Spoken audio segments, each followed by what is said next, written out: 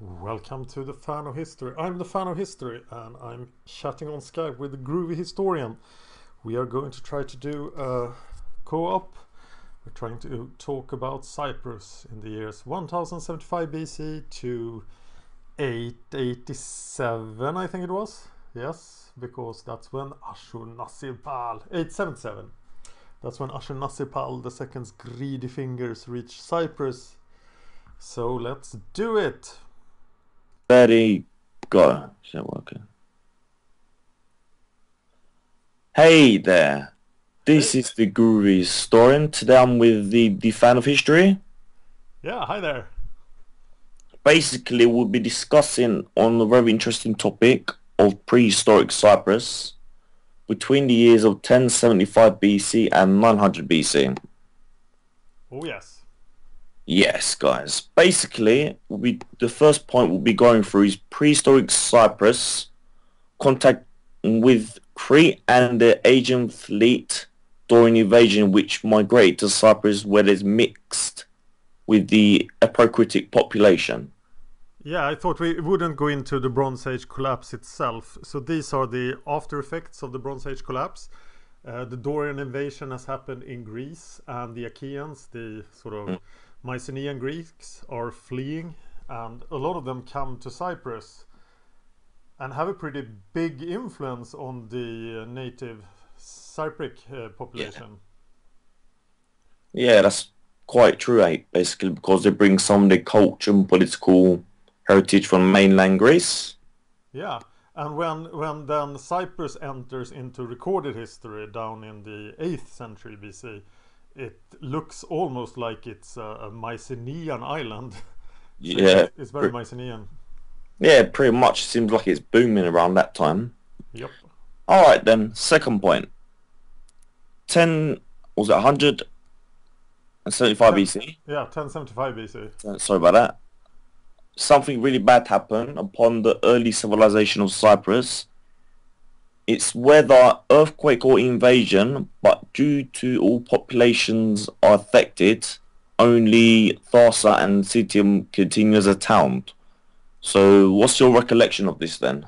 I think nobody knows what really happened here because pretty much every population center on Cyprus is affected, and civilization kind of ends. This is a common phenomenon in the Bronze Age collapse. It seems to be another, either it's an aftershock of the Bronze Age collapse or an earthquake that sort of takes out a very vulnerable civilization that has lost contact with the mainland. And well, this used to be a hub for Bronze Age Yeah. trading traffic and stuff, but all of Mhm. that stuff is gone in Yeah. 1075 BC, and now this very year something really bad happens.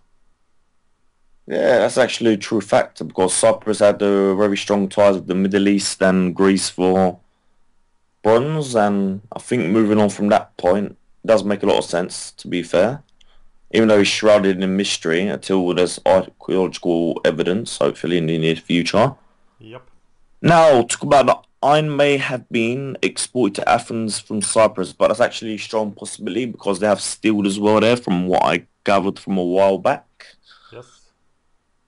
And the whole island is very peaceful and prosperity for many years. But coming to quite an important factor now. The culture of the island is mainly Mycenaean with very important influences from Ito-Cypriot influences, which includes during that century. So what's your input on that point then? They must have been under Phoenician influence before. I would think that the Phoenicians are so close, right by the coast of Lebanon, Yeah. but they seem to be taking over Salamis. Yeah, Salamis is a very important point, but I think we'll talk about that quite at the end, I Is that the guess. right way to pronounce it? Yeah, Salamis, yeah. Very Salamis. Yep. important city actually, yeah. Otherwise, As it sounds like the sausage. yeah, I know, Salamis.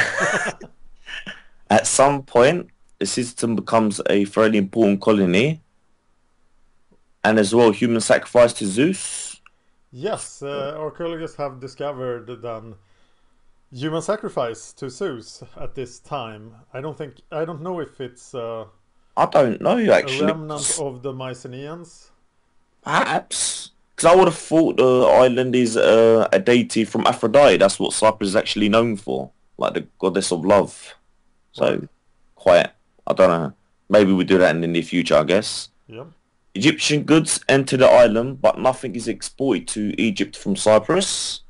So, as you can see, trade is always being closely tied due to the River Nile Yeah, to and I Cyprus. think it is because of Byblos that has opened the contacts in the 10th century BC with Egypt again in the 21st dynasty.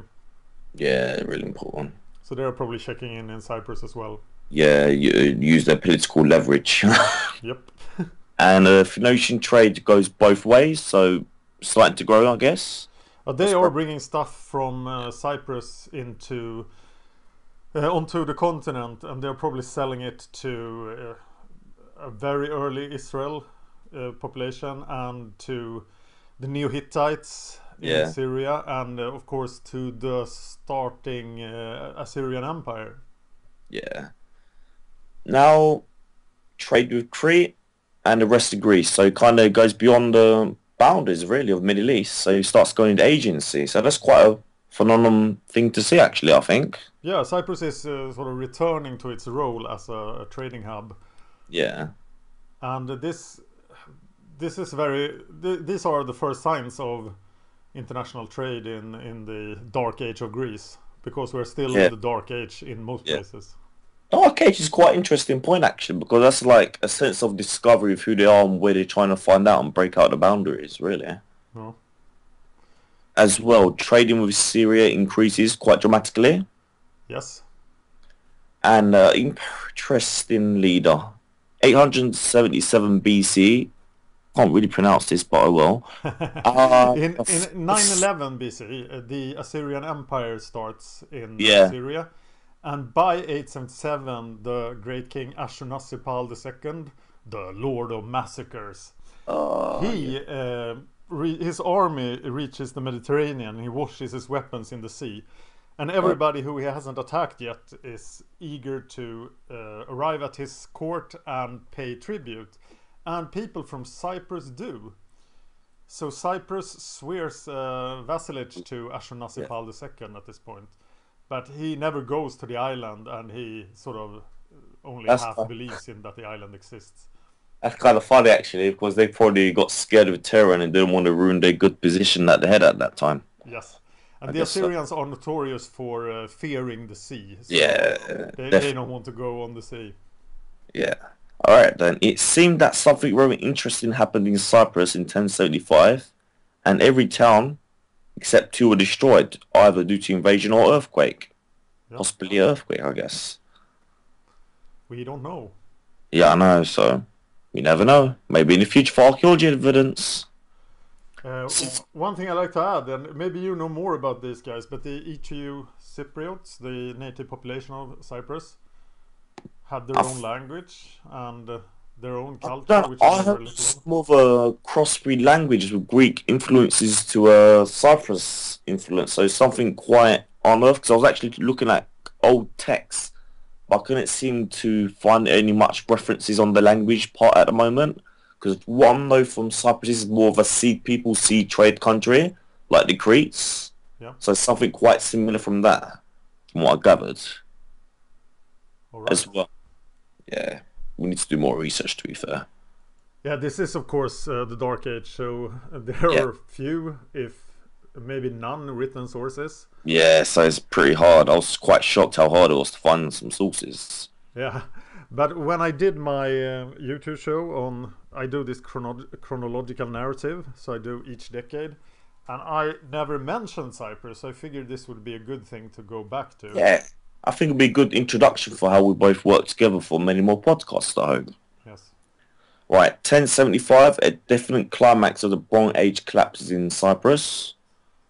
Yeah, they So, must have been hit by it before, and I'm starting to wonder if this, now I'm out on a limb here, and I said I didn't, I wasn't gonna talk about the Bronze Age collapse, but talk about maybe it. Cyprus was a base for the Sea Peoples, and they were Oh, actually, definitely. That's 100% because of the trade and commerce that was in the Middle East was very important at that time. yeah, but I meant that Cyprus was among Yeah, the bad guys in the Bronze Age collapse, causing the Bronze Age collapse.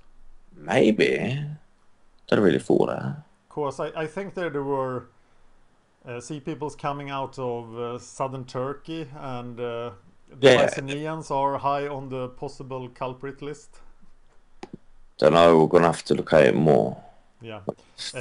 One idea actually I had for my channel, one thing I really wanted to cover was the Bronze Age collapse. So everything I'm doing on the channel is sort of training myself to Oh, that's pretty good. be able to talk about the Bronze Age collapse, because I think it's one of the most fascinating things that ever happened. Yeah, I really think it is because how could something so historically kind of vapid away? It just needs more information, really. But I find Salamis quite interesting, to be fair. Yes, it will be, it and Kition will be the important That's places. yeah, because it's how we even got built was really interesting because of one of the Trojan leaders, or I think some of the sons from the war, the heroes. Apparently, this is a claim to mythology that he came to Cyprus and got deported away because he had a fight with his brother, kind of killed him, took revenge, but then he left. Okay. So kind of weird how Cyprus and some famous towns got founded in the 8th or 9th BC. When? 8th to 9 BC, Yeah. approximately around that. All right. It's So, amazing how much the people of Troy get blamed for all after the these fall of things Troy. happening. Yeah, like for example in the Middle East and all this disturbance. Yeah. Yeah. All right. Uh, should we end there? Yeah, I think we should as basically introductionary. Okay, nice working with you, and we'll post each other's contact information in the show notes. Definitely. And Thanks for watching, guys. thank you. First of many, special as well. Perhaps check out his links and my links. Please subscribe and stay groovy, everyone. Cheers.